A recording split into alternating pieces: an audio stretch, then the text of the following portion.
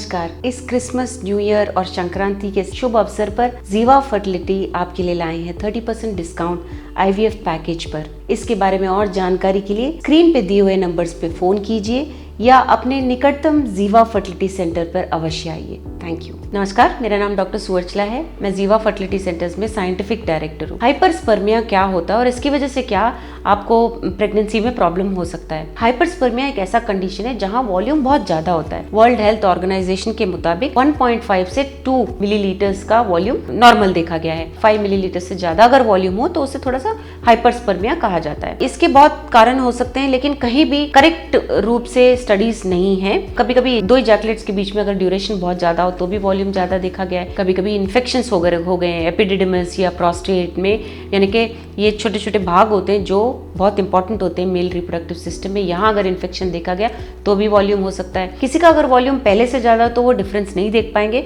लेकिन अगर normal volume वालों को सडनली वॉल्यूम ज्यादा कम फ्लक्चुएशंस हो रहे हैं तो ये पहचान पाएंगे कि वॉल्यूम में कुछ डिफरेंस हो रहा है। सो इसके सिम्टम्स कुछ नहीं होते अदर देन द वॉल्यूम, कितना वॉल्यूम है उसके अलावा। ये क्या फर्टिलिटी में बाधा दे सकता है। अगर इसमें स्पर्म में काउंट, मोटिलिटी और मॉर्फोलॉजी अच्छा है इस वॉल्यूम में तो कोई प्रॉब्लम नहीं हो सकता है और आप ट्राई कर सकते हैं अपने आप कि प्रेगनेंसी होता है या नहीं।